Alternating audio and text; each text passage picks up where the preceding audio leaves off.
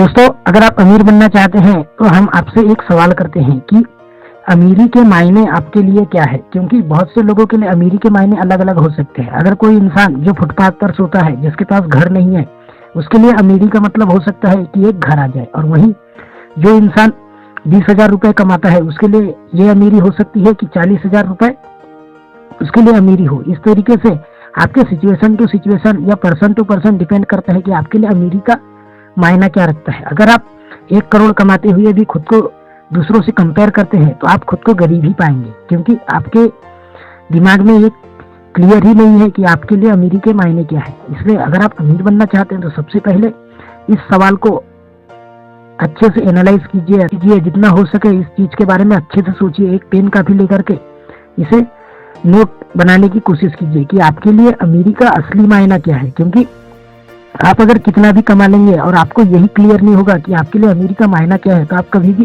Relax नहीं हो पाएंगे। क्योंकि आप जितना चाहे उतना पैसा कमाते तो रहेंगे, पर आपको यही पता नहीं रहेगा कि आपको कितना पैसा कमाना है, कहाँ रुकना है, कहाँ चलना है और कहाँ आपका लालच शुरू हो रहा है। क्योंकि जब इंसान का लालच शुरू होता है तब उसे बिल्कुल भी आभास नहीं होता कि वो किस डायरेक्शन में जा रहा है।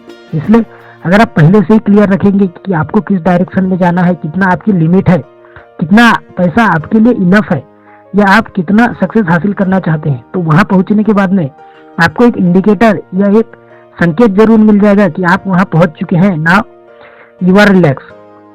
इसका सीधा सा मतलब है कि आप कभी भी हमेशा फ्रस्ट्रेट नहीं रहेंगे। क्योंकि जो इंसान ये नहीं जानता कि उसके लिए अमीरी के मायने क्या है, वो हमेशा दौड़ में लगा ही रहता है। वो जितना भी कमा ले वो हमेशा दौड़ता ही रहता है, क्योंकि उसके दिमाग में यही क्लियर नहीं होता कि अमीरी का मायना उसके लिए क्या है।